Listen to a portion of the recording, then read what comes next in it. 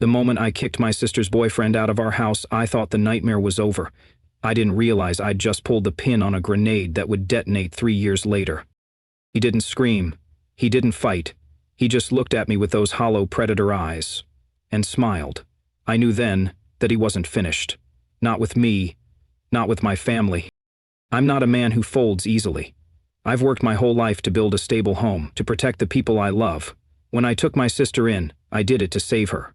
When I stood up to the man who hurt her, I did it because someone had to. What I didn't know was that the war he declared wasn't over territory. It was psychological. Slow. Insidious. He found his way into my marriage, and when everything started unraveling, I still thought I could fix it. I couldn't. This isn't a story about surrender. It's a story about how you fight when everything, your sanity, your children, your identity, is under siege. 3 years after I kicked my sister's boyfriend out of our house, life finally felt normal again. We had survived the storm. Mia had moved out, taken her kids, and tried to rebuild somewhere else. We didn't talk much anymore. I had drawn a hard line. After she kept letting that man back into our home, even sneaking in drugs, I had no choice. I chose to protect my wife and children. In the end, rigid protection took over, and I put the children in, and for a while, that decision seemed to have saved us. I focused on my job, coached my son's soccer games, and fixed squeaky doors on the weekends. Rachel, my wife, got into community groups, picked up gardening, and started therapy. We had a rhythm, and it worked. I trusted her deeply. We shared passwords, bank accounts, and calendars. She was my partner, my best friend. Looking back, I think I was so relieved the chaos was over I missed the signals that something else was coming. In those 3 years, we had moments that felt like snapshots from a perfect life. Family hikes, late-night movies, Rachel's head on my shoulder during thunderstorms. I took them as proof that we were whole again, that the darkness we'd lived through was behind us. But shadows don't always fall fast.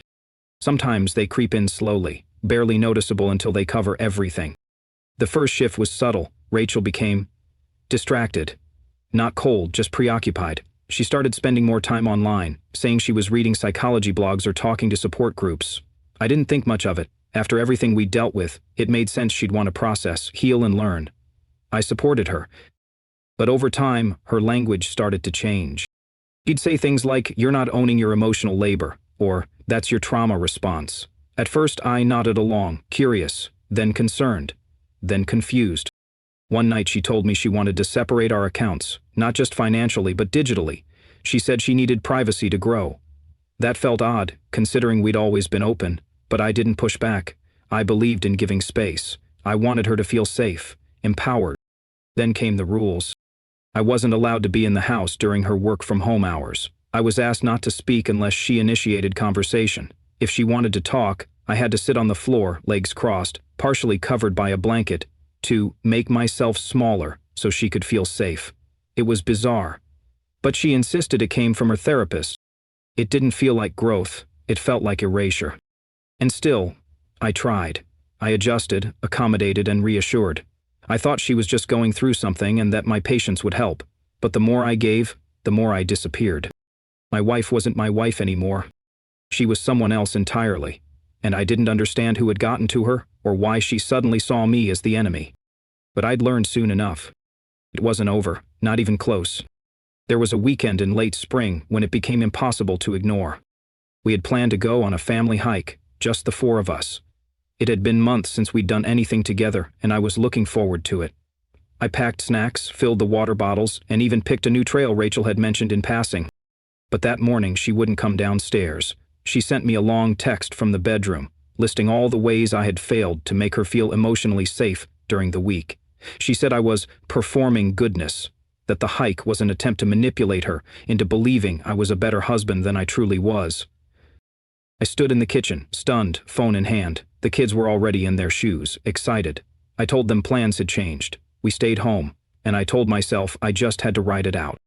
After the kids went to bed, Rachel came down, sat across from me on the couch, and delivered an hour-long speech. No interruptions allowed. She laid out my supposed flaws like a legal case, using phrases I'd never heard from her before. Gaslighting, narcissistic supply, emotional invalidation. I didn't know where she'd gotten these terms, but I knew they weren't hers. That night, After she went to bed, I sat in silence and tried to trace it back. When had the shift begun? Who had fed her this lens of suspicion? It wasn't until weeks later that I'd start piecing it together, tracing the digital breadcrumbs, noticing overlaps between her online behavior and things that echoed my sister's past. The truth hit me slowly, then all at once. The same man who'd destroyed Mia had found his way into my wife's mind. He had waited, he had watched, and now he was enacting his revenge. From a distance. Everything I had rebuilt was about to fall again.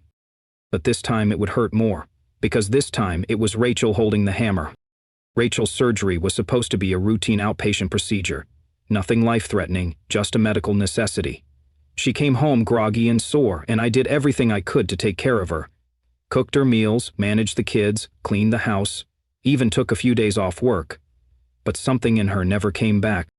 It started slowly. She became obsessed with articles about trauma, healing, and boundaries. She filled her phone with pop psychology influencers and self-help jargon. At first, I admired her curiosity. It seemed like growth, but it didn't stay there.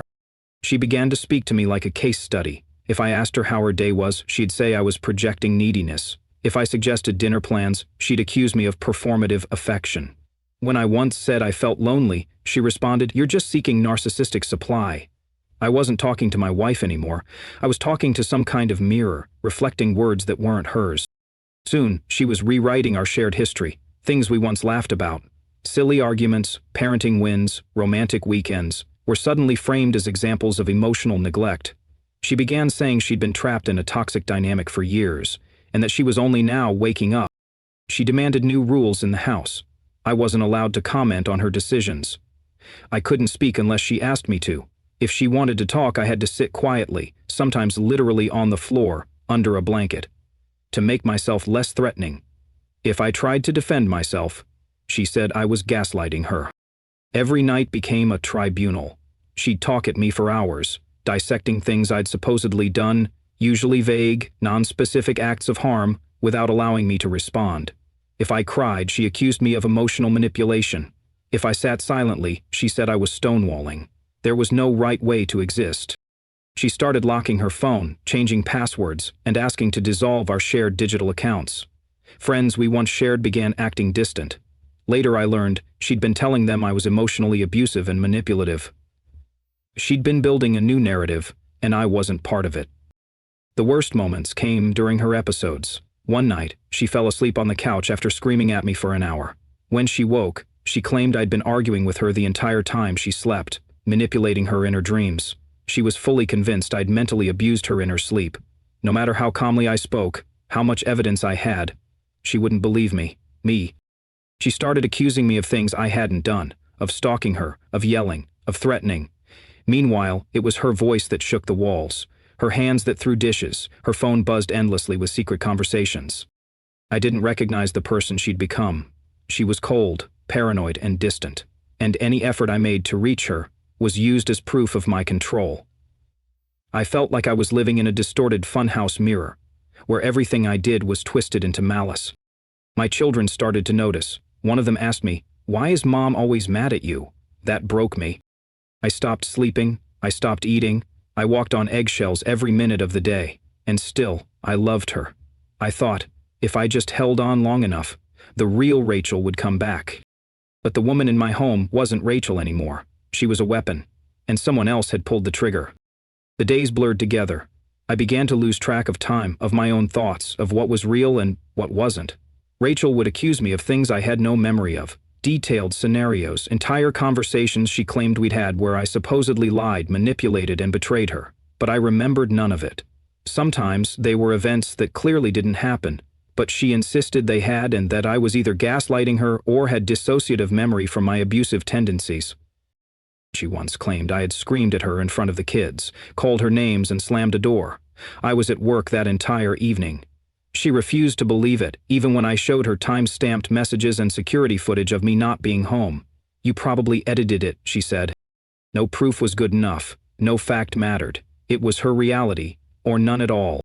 And somehow, even then, I still clung to hope. I thought, if I can just prove to her that I'm not this monster she thinks I am, we can fix this. We can be okay again. But by then, I wasn't just losing my marriage. I was starting to lose myself. It happened on a Thursday. Rachel had been cold and distant all week, nothing unusual by then. I came home from work to find the front door already locked, a new habit she'd picked up. I knocked. She opened it without a word, handed me an envelope, and turned around. It was a restraining order. I stood there stunned, eyes scanning words that didn't make sense. She claimed I had been physically abusive, emotionally manipulative, and that she feared for her safety and for the safety of our children. Attached were photos, bruises I had never seen, injuries that made no sense. She'd dated them weeks after we had been separated, after she'd asked me to sleep on the couch, then move out temporarily, for space. I asked her, begged her, to explain. She didn't look at me. She called the police. Within the hour, I was escorted off the property with a duffel bag of clothes, and nothing else. My older son watched from the window, confused, crying. My younger son was already gone. Rachel had taken him the day before without explanation and refused to let me see him. The days that followed were a blur of panic and disbelief. I couldn't eat. I couldn't sleep. Every part of me screamed that this wasn't real, that it was some awful misunderstanding. But the legal system doesn't work that way. The court sided with her, temporarily granting her sole possession of our rental home and custody of our younger son. And then came the rumors. Friends I had known for years began pulling away, at first subtly, missed calls, ignored messages, then directly. "We're sorry, but Rachel told us everything. We can't be involved." Everything? What everything? I hadn't done anything. I managed to get a copy of the documents she submitted. Among them were letters, supposedly written by therapists and counselors. Letters detailing my alleged abusive patterns, my narcissism, my gaslighting. One even claimed I had endangered our children, but something about them felt off. The formatting, the language. I called the office listed. The staff said they had no record of Rachel, no such letters on file. They were fabricated. Still, damage was done. In court, perception often outweighs truth, at least initially. The restraining order kept me from my home, from my belongings, from my child. The few things I had time to grab that day were all I had: a bag of clothes, a toothbrush, and my car keys. Rachel kept everything else: furniture, electronics, paperwork, and worst of all, my comic book collection. I had curated since I was a child. She claimed I had acquired it all during our marriage, that it belonged to her now, that it was worth a fortune. The irony was that I had already sold the most valuable pieces years ago. The rest was sentimental, my comfort, my link to stability. As someone on the spectrum, that collection grounded me. Losing it felt like losing a part of my soul. Then, through a mutual friend, I heard something that made my blood run cold. Rachel had started seeing someone, not just anyone.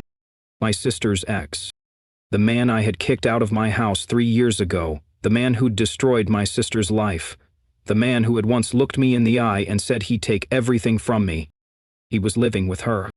It all snapped into place, her sudden psychological shift, the language, the paranoia. It was him. He had wormed his way back in, not through Mia, but through Rachel. He'd planted seeds of doubt, rewritten narratives, and now he was reaping the destruction. And she let him. Even after everything, part of me wanted to believe she'd been manipulated, that this wasn't who she really was, that she was still in there somewhere scared and confused. But the restraining order, the false documents, the lies in court, they weren't mistakes. They were strategic, intentional. They fought back. I hired a lawyer, pulled together every message, every timeline discrepancy, and every witness who could attest to my character. I dug up proof that Rachel had submitted forged documents. The photos were taken long after our last physical contact, that her narrative had changed too many times to hold water. After weeks of silence, her team offered to drop the restraining order quietly, with no apology, just a shrug and a legal statement of withdrawal. I accepted, not because I forgave her, but because I needed to focus on the bigger battle: custody. My older son asked to live with me. He didn't feel safe with her, said she screamed a lot, threw things, blamed him for things that didn't make sense. My heart broke, but I wasn't surprised. He'd seen too much already. So I started the process of fighting for both my children. The woman I loved was gone, and in her place was someone willing to burn everything down just to say she won. But I wasn't going to let her. I wasn't just fighting for custody anymore. I was fighting to prove I wasn't who she said I was. To my children, to the court, to myself. Every day, I lived in fear of what accusation might come next. Would she claim I stalked her? That I kidnapped my own kids? That I hacked her accounts? She started telling people I was cyberstalking her, just like Mia once claimed about her ex-husband, almost word for word. It wasn't just eerie, it was calculated. I kept my distance, followed every legal instruction and documented everything, and still, she told our younger son lies about me.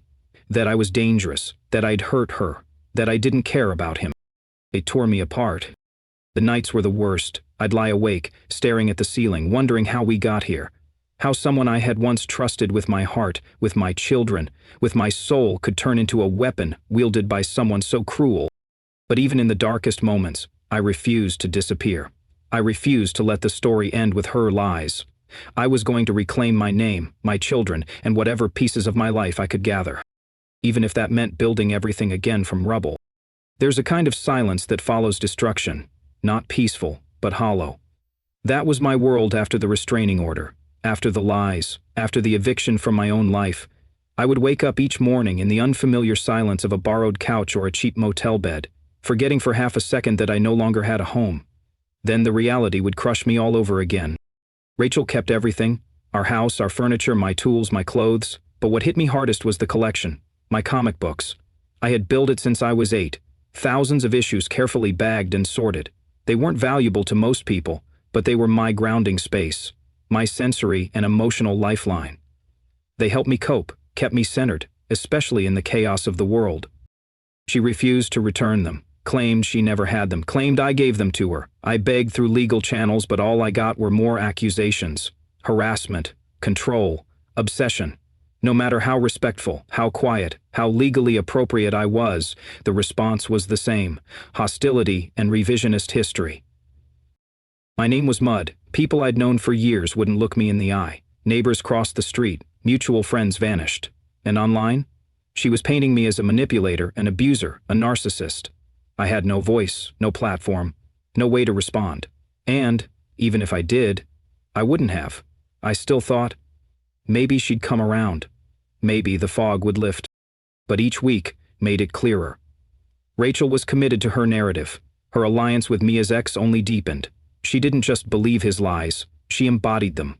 Every term she used, gaslighting, boundary violations, emotional terrorism, had his fingerprints all over them. I started therapy. I needed help. I wasn't sleeping. I was anxious, numb, furious and heartbroken. And most of all, I was grieving someone who was still alive. My older son was my only light. He stayed with me from the start, said he didn't feel safe with her. He didn't want to go back even for court-mandated visits. He'd seen too much. I didn't pressure him, I just held space for him, tried to keep life as stable as I could. We made dinner, we went for walks, we sat in silence a lot. But he was there. My younger son was not. Rachel refused every request for contact. She made excuses, ignored court guidelines, and invented emergencies. Every attempt to reach him was met with accusations. I was traumatizing him, she said. He's afraid of you. But I knew that wasn't true. I could feel the distance being built like a wall, brick, by someone else's hand. At night, I'd stare at old pictures of the four of us, birthday parties, lazy Sundays, beach trips. We looked happy. We were happy, weren't we? Or was it always fake? That question haunted me. It still does. I lost weight, I stopped listening to music. Everything reminded me of what I'd lost, and the injustice of it. Being vilified, exiled, erased, while she went on, building a life with the very man who promised to destroy mine. It nearly broke me. I remember one night, sitting in the dark with a single lamp on, just holding an empty comic sleeve. I don't know why, maybe to feel close to something that used to make sense. And I just sobbed, gut-deep, silent sobs that made my whole body ache. I hadn't cried like that in years.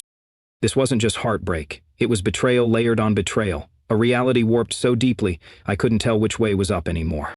And through it all, I kept thinking, what if I never get my younger son back? What if this story she's telling him becomes the only truth he knows? That fear, that ache, is the thing that almost finished me. But not quite. There were mornings I didn't want to get up. I'd lie there staring at the ceiling, wondering what version of me my younger son was being taught to believe in. Was I a monster in his eyes now? Did he think I abandoned him? But even in the darkest moments, I held on to one truth. I knew who I was, I knew what I'd done, and what I hadn't, and as long as I had even one child who believed in me, I still had a reason to fight. I started keeping a journal, something my therapist recommended. Every day, I wrote down everything I remembered about my younger son. His laugh, his bedtime rituals, the way he used to squeeze my hand twice to say, "I love you." I wrote it all, so that when the time came, I could give it back to him. Proof that I never stopped being his father. The pain didn't go away, but I learned to carry it differently. And though I hadn't yet won, I was still in the fight, and that had to count for something. The road back wasn't clean or easy. It was steep, slow, and filled with setbacks. But I had made a decision. If Rachel and her new partner were going to try and rewrite who I was, then I was going to fight to take the pen back. The first thing I did was hire a new attorney, one who specialized in high-conflict custody cases. We spent hours compiling evidence, timestamps, messages, inconsistencies in her stories. I documented every missed visitation, every denial of access to my younger son, every moment Rachel defied court orders. I didn't lash out. I didn't retaliate. I just built the case, brick by brick. At the same time, I was rebuilding life with my older son. We found a small 2-bedroom rental that we could afford. It wasn't much, but it was ours. We made it home. He helped me paint the walls, pick out a second-hand couch, and even hang posters on his bedroom door. We didn't have much furniture, but we had peace. That first night in our new place, we ate pizza on the floor and watched cartoons. He fell asleep on my arm, and for the first time in months, I felt like maybe, just maybe, could breathe again. Therapy helped too, not just for me but for my son. We both had wounds, silent ones that needed care. I learned how to grieve, not only the marriage but the illusion of who I thought Rachel was. I also learned to let go of the need to fix everything. Some things aren't meant to be saved, especially people who don't want saving. Court hearings became my battleground. I walked in calm, prepared, and unemotional.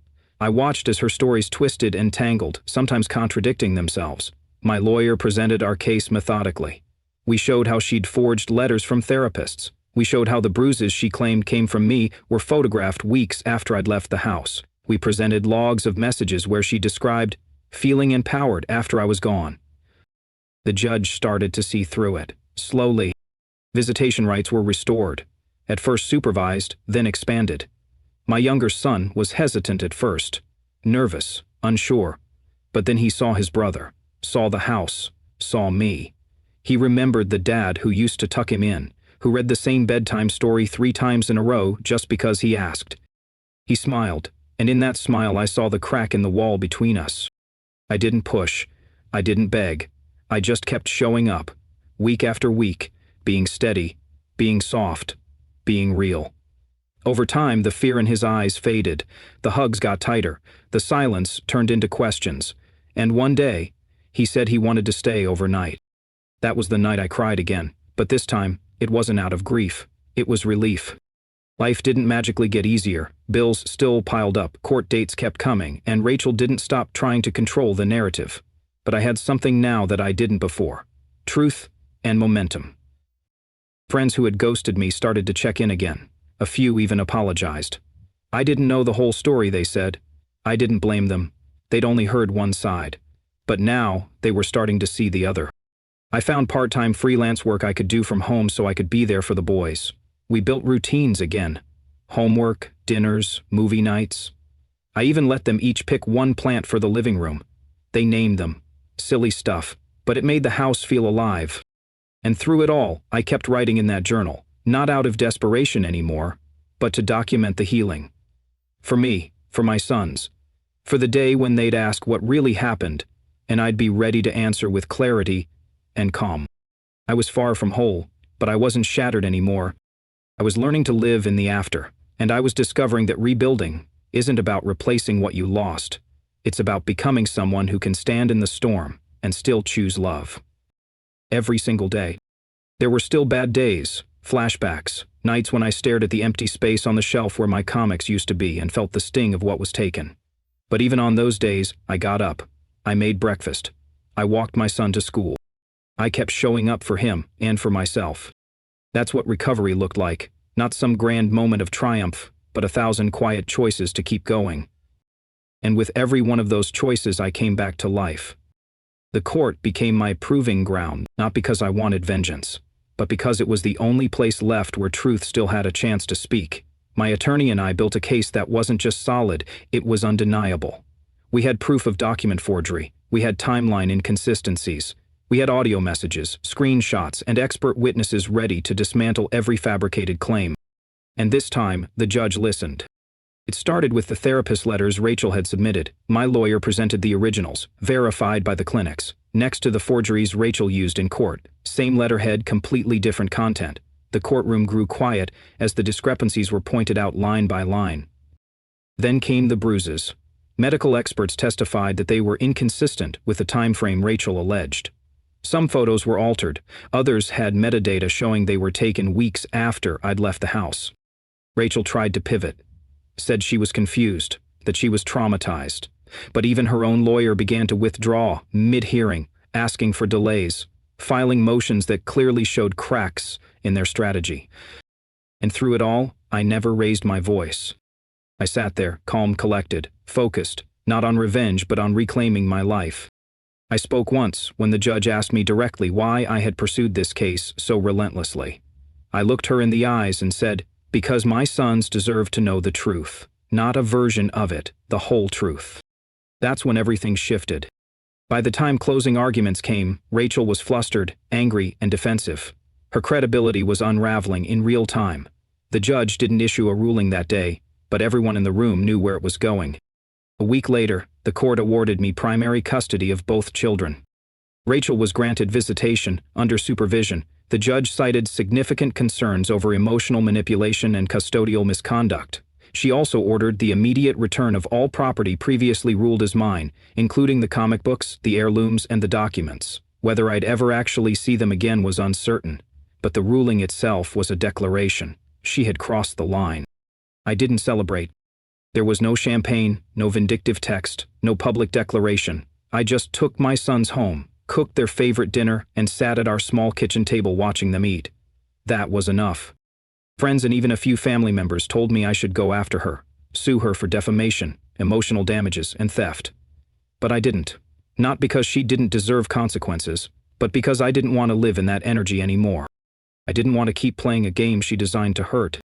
Instead, I focused on rebuilding what she'd tried to destroy.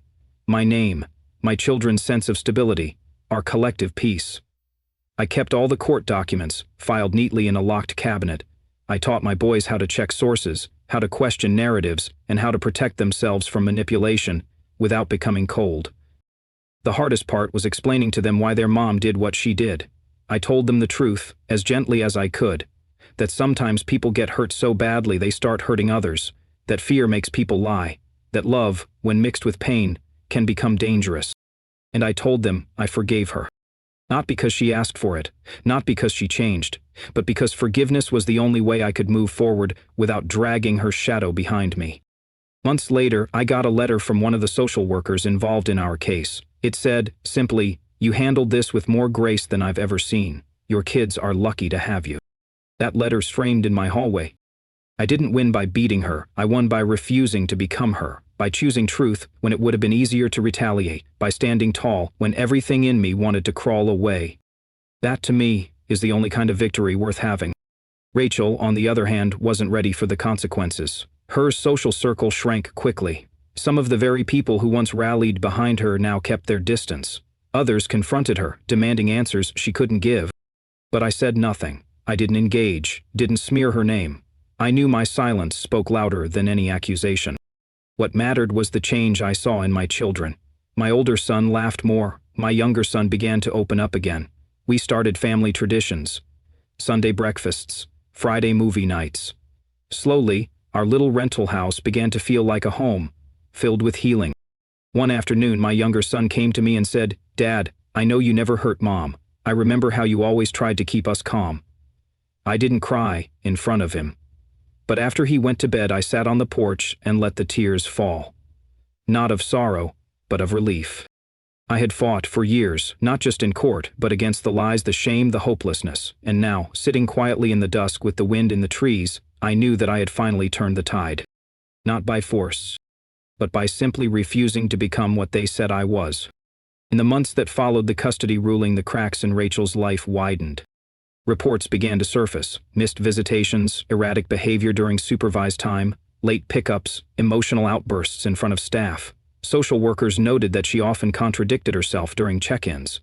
Once, she insisted I had kidnapped our son, only to later admit he had been with her the entire weekend. The court grew concerned. More restrictions were placed on her visitation rights. She was ordered to attend counseling, but every time, the reports came back the same: non-compliance, denial, deflection. And still, she remained under his influence. Mia's ex never resurfaced directly. He didn't need to. His fingerprints were all over her decisions. The language she used, the paranoia, the victim narratives, they all echoed his old patterns. It was as if he had programmed her worldview and walked away, knowing it would self-sustain. She'd post vague accusations online, claiming I was stalking her, hacking her emails, and threatening her friends. None of it stuck. Law enforcement dismissed her reports as non-credible. Even her former allies began to distance themselves. One of them messaged me privately: "She's not well. I'm sorry I ever believed her." For a time, I feared she might spiral completely, but the court's safeguards did their job. Our sons were protected, and for the first time, her chaos didn't touch us directly. What was once a campaign of destruction had become a series of loud but empty gestures. The man who had vowed to ruin me had lost his grip. His greatest weapon, Rachel, was unraveling, and without credibility, she was no longer a threat. Just a woman lost in a storm of her own making, clinging to a false reality, while the rest of us moved on. It wasn't justice in the traditional sense. He wasn't arrested. She wasn't punished. But in time, the truth did its slow work. Their stories collapsed under the weight of inconsistency. Their influence faded not by force, but by exhaustion. People stopped listening. Lessons. And that, in its own way, was a kind of reckoning. I heard from mutual acquaintances that Rachel struggled to hold a job. She jumped between part-time gigs, often quitting suddenly or clashing with coworkers. Her mental health appeared to deteriorate. One neighbor said she'd sometimes be seen arguing with herself on her porch or pacing late at night. Her social media became more erratic too. Long rants, disjointed quotes about betrayal and trauma, desperate calls for people to believe her. But the comments grew fewer, and the likes disappeared. People had moved on. She was shouting into a void. The most tragic part? I believe she truly thought she was still fighting for something, but what she couldn't see was that the battle had already ended, and she had lost more than just custody. She had lost trust, respect, and perhaps even her grip on reality. As for him, the man behind the curtain, I no longer feared him. He was no longer a looming threat, just a ghost of an old war. No more threats, no more sabotage. Whatever power he had once wielded had turned to dust. I still don't know what he really wanted. Maybe it was control, maybe it was chaos, maybe it was just revenge, but in the end he faded, as manipulators often do, when there's nothing left to twist. What remained was silence, and in that silence I found something I hadn't felt in years. As in peace. I no longer checked her accounts. I no longer wondered what lies were being told. I had stopped living in reaction to their noise. My energy belonged to my children, to our quiet dinners, our weekend hikes, our late-night laughter. That was their true defeat, not just in court, but in relevance. They no longer had power over my life. It's been over 2 years since the first court date, since the day my life cracked open and everything I thought was secure slipped through my fingers. 2 years of hearings, of paperwork, of standing in front of strangers and explaining why I deserved to be seen as a father, not a villain. And now, I've been exonerated. I have full custody of my sons. My name has been cleared in court, if not in every heart or mind. I should feel victorious. But victory isn't what I imagined. Rachel still tells stories. She still insists I'm stalking her, watching her, manipulating her from afar. She posts cryptic warnings online, warns others to stay away from me. I've stopped trying to refute it. Not because it doesn't matter, but because I've learned that some people will never see the truth, even when it's laid bare before them.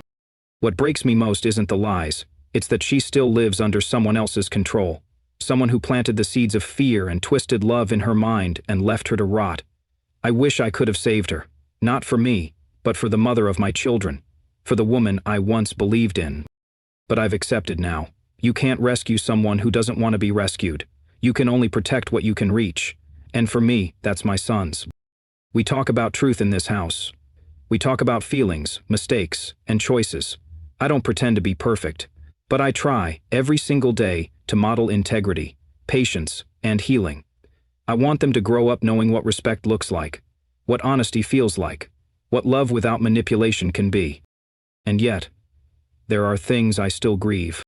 I still think about the comic books, my collection, my comfort. I dream about opening a long box and smelling the old paper, flipping through pages that once calmed me when nothing else could. I wonder if they're stacked in a basement somewhere or tossed in a landfill. I wonder if Rachel even knows what they meant to me. They were my bridge to childhood, my safety net, and they're gone. But even that loss has taught me something. Things matter, but not as much as people. I have my sons. I have their laughter echoing in our hallway. I have their questions, their trust, and their sleepy heads on my shoulder during movie nights. And that's more than I thought I'd have when this all began. I've stopped hoping for justice for him, the man who orchestrated it all. Maybe one day he'll answer for what he's done. Maybe not. But I've learned to stop waiting. Justice may never come with a gavel, but peace can come quietly, in your own home, surrounded by people who know your heart. That's enough. The final lesson? You can survive even the deepest betrayal. You can rebuild from ashes. You can lose almost everything and still find joy again. And sometimes, the strongest thing you'll ever do is simply keep going. We still have tough days, triggers, memories. But the difference now is that we face them together. We talk, we listen, we laugh more than we cry. And each day that passes, I feel the weight of the past loosen its grip. Healing isn't fast. It isn't linear. But it's happening, quietly, steadily, and most of all, honestly. May 1st, 2004. A classic spin, overdraft, prostitution. And for that, I'm deeply, profoundly grateful.